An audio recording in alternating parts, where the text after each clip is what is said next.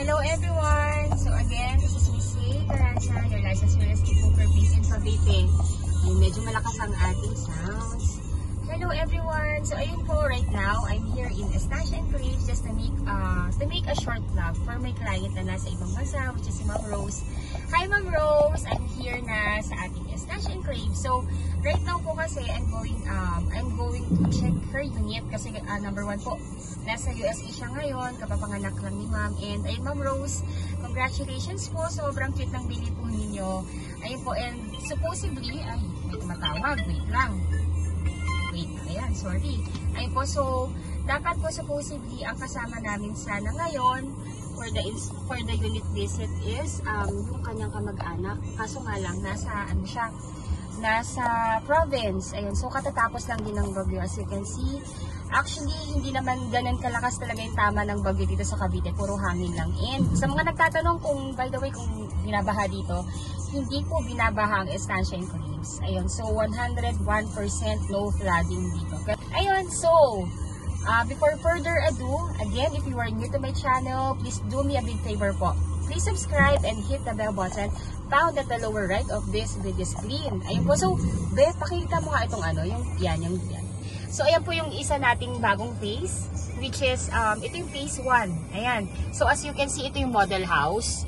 Yung sa mga na-treating ko na, ito yung model house. Kung maalala ninyo, di ba sa tabi ng model house, wala pang mga units na yan. Wala pa yung mga yan. Pero, right now, tinan nyo, my God, tapos na siya.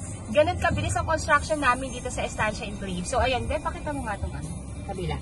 Ayan, so, ito yung lagi nyo napapanood sa vlog ko. So, right now, ayan po, na-turn over na yung mga unit na yan. And, mga nakatira na yung mga nakatira. Ay, mga nakabili. Ayun. So, ayun po. So, ayan. So, let's go na doon sa property ng aking client. Kasi, actually, dapat ang magsa-site visit ito or yung mag-home visit is supposedly yung kamag-anak ni ma'am na sister po niya. Kasi, kaso nga lang po yung talagang mag-visit, nakapunta na ng ibang bansa and other relatives are already in the province. Ayun, so, bigyan ko lang kayo ng tour. So, ayan, ang bilis-bilis. Kung maalala ninyo, lalo sa mga na-treating ko, dati wala pa yan, di ba? Ngayon po, ganyan kabilis ang construction dito sa atin and nakatayo na yan. Ayan, so, let's go na para at least makita nyo po yung ating construction update. Grabe, ang galing. Alam niyo, sa totoo lang, wala talaga ako masabi sa developer namin. Kahit wala pang kahit hindi pa nabibili yung actually yung ibang bahay dito, kahit hindi pa tapos yung down payment, tinatayo na yung property. Kaya yung mga ibang nagre-reserve dito, yung mga nakaka-reserve na mga ongoing construction, natutuwa sila kasi nireserve pa lang nila yung bahay, pero iyan, nakatayo na siya. Ayan, so by the way, ito yung gate, pakisumo nga, bebe ko. Ayan. Ay, kasama ko si Ella. By the way, Ella is one of my best agents. So, ayan. Thank you, Ella.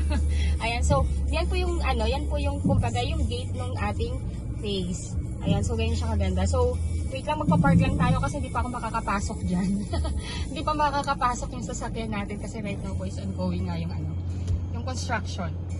Then, yung corner lot ng client ko, mamaya, maglalakad lang kami. So, ayun, post ko muna, lalakarin ko lang, magpa-park lang kami, then lalakarin ko lang yung phase. Ayun, yung mismong unit ni client. Thank you po!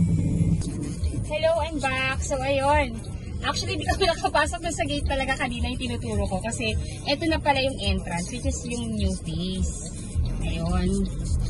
Parang na tayo. Hi, ma'am! Opo. Follow lang namin sa Sir Arnel po. Thank you po. Ayun, so, ito na. Ang ganda. Nakakatawa. Super happy. Ayun po. Pasensya na po sa aking reaction kasi sa totoo lang, this is my first time na makapasok dito sa ongoing na phase namin kasi sobrang higpit talaga actually sa totoo lang. Ayun, yung pina-follow namin, si Sir Arnel yan. Yan yung sa nag-a-assist sa amin para makita namin yung unit ng aking client po. Ayun, so, galing, ang bilis talaga ng construction. Oh my God. Pakita mo nga ng maigi. O, diba? Super nice. Ito, yung corner lot na yan, yung yellow. Sa isang client ko na nasa USA din. This one. Ayan. Ayan, just lang, pinapakita ko lang po. Kasi I'm sure napapanood ni Mami Kay yan. Hi, Mami Kay! Ayun po. So, ayun, right now, andito ako sa phase ninyo. Then, mag-go na ako dito sa first phase. So, itong phase din ni Ma'am Rose, actually, nakuha niya dito. Ito yung pinakamalaking corner lot sa phase niya. Ayun, so, I'm really excited to see it. Teka lang, parang malakas yung radyo natin. Ayan, so, right now po, pakita mo nga to. Ayan, so yan yung gate ng ating phase. So, yan yung kaya tinuturo ko na hindi kami makapasok. Ayan, so, we are here na, Ma'am Rose. Ayan, so, eto na yung unit na. Wow, bagong pintura. Actually, pwede na i-turn over to eh. May mga ilan-ilan na rin nakatira dito. So, ayan, ito yun din. Sorry. Yung corner lot na yan, yan yung unit ng aking client. So, ayun. So, i-post ko po muna siguro, pasensya na sa aking reactions. Pero I'm really happy po kasi nga po, yun nga, dahil first time ko talagang nakapasok sa phase na to.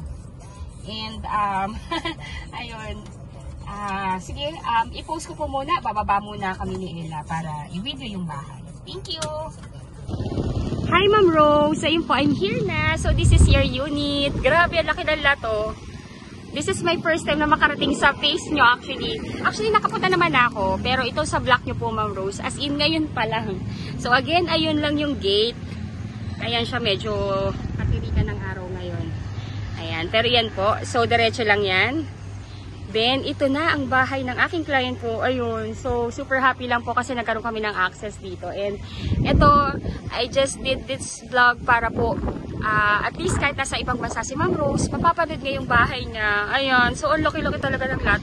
Actually, itong bahay ni Ma'am Rose, itong lot niya, ito yung pinakamalaking lot na meron dito na corner lot sa face nila. So, ayan.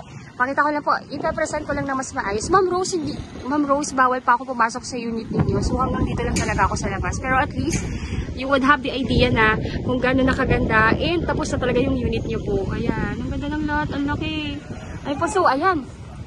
So, ito yung bahay ni Ma'am. This is duplex. Ayan. So, ang lot ni Ma'am is from here. Ayan po. So, ito yung, yung kanyang hatian. Firewall with kapitbahay. May muhon po yan na ilalagay dito. Actually, may muhon na yan. Natakpan lang po siya ng grass. Ayun. So, this is ilang meters ba to? Let's see ha. 1, 2, 3, 4, 5, 6. So, 6 yung kanyang frontage. Mas malaki siya comparable sa regular na frontage. This is, yung regular po kasi is 5 meters. Ito is 6 to. Why? Kasi nga po, this is corner lot. Special lot siya, kaya siguro kaya mas malaki yung kanyang frontage. So kasama na rin yan, may mga bricks na po yan. Yan, tapos ayan, so ganyan yung unit ni Ma'am. Actually. Then hanggang dito yung kanyang lote. Ganyan kalaki. Ayan, so ganyan kalaki. Medyo madamo lang kasi katatapos lang ng bagyo. And so this video is recorded this November 11, 2025. So, katatapos lang ng bagyo. Ayan. So, ganyan kalaki yung lot ni Ma'am. Isang bahay pa yan actually. Isa pang twin homes. Ayan. Ikutin natin.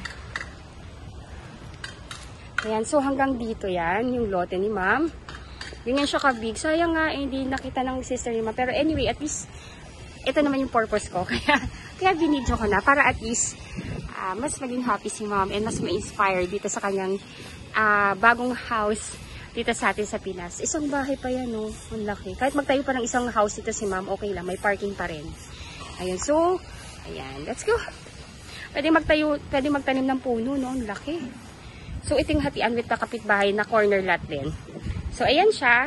Dito po yan. Then, cemented na yung garage. Ayan, yung half po Ayan, kasi dalawang car po yan. Kung 80 square meter, dalawang car, pero ito kasi, ang laki Imagine, ang laki ng lote. Hanggang 5. 5 cars, 5 to 6. 5 to 6 cars, yes, oo, kaya. So, let's go. Ayan po yung hatian. Grabe.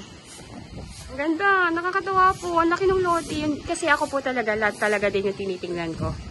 Kasi syempre, number 1, lot naman talaga yung naka-appraise. Ayun. So, ayun po. So, ito yung provision for the lavatory sa labas para may dirty kitchen din. Then, laundry area. Ayan po. Ayan. Tapos, sorry po Ma'am Rosa, talagang hindi talaga tayo makakakuha ng access sa loob. Binibigay yung access na makapasok sa loob pag upon inspection and turnover na. Pero right now po, yun nga po, hanggang labas po muna tayo. Pero as you can see naman po, tapos na talaga yung bahay. Ayun, congratulations, Ma'am Rose, ha. Alam ko, ang initay na lang natin dito is ano eh. Alam ko may bank approval na tayo. Waiting na lang naman tayo ng ano po, ng confirmation from the bank. Then, pwede na mag-loan contract signing si Ma'am Marian para ma-turn over yung unit. Ayan, so the community, ayan. May tinatayo pa dito, pero majority of this space is already complete. Ayan, so hello Ella! Ayan si Ella po. So, ayan.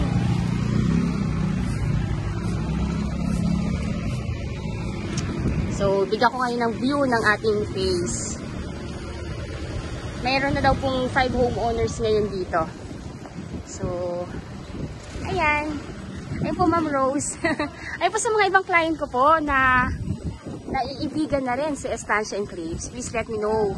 Ongoing pa yung 400,000 discount.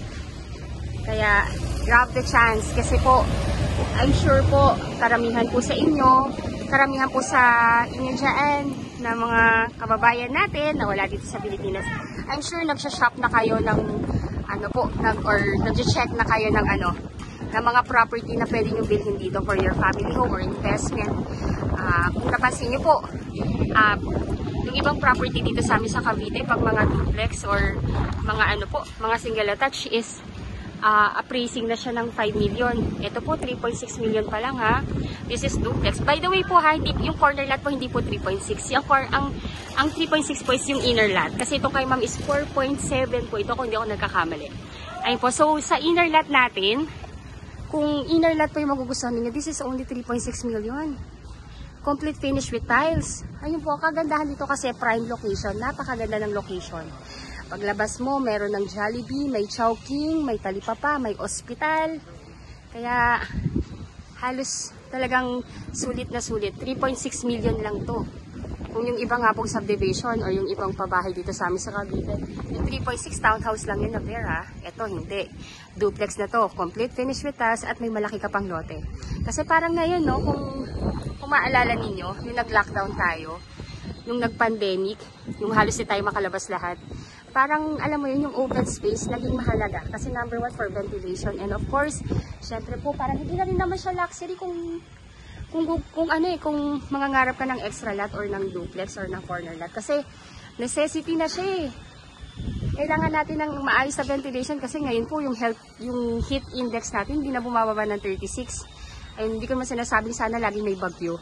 Pero parang yung ventilation ngayon is hindi naman na siya hindi na siya luxury kaya tayo nag-i-aim ng mga corner lot or ng mga duplex or single attached. So kung ganun po yung gusto ninyo, duplex kunin ninyo para at least para kayo naka-corner lot na din. Ayun, so ayun ma'am, nag-segue lang. Ayun po, so Ma'am Rose, I hope po na happy po kayo and congratulations po. Ito na talaga yung bahay ninyo. Tayo na po siya. Napakalaki. Ito yung dream lot kasi ni ma'am. Gusto niya talaga ng corner lot na malapit sa gate at malapit sa amenities. Ayun, thank you so much for watching. Again, if you are new to my channel, please do me a big favor. Please subscribe and hit the bell button found at the lower right of this video screen. Thank you so much for watching and bless you all po. Bye!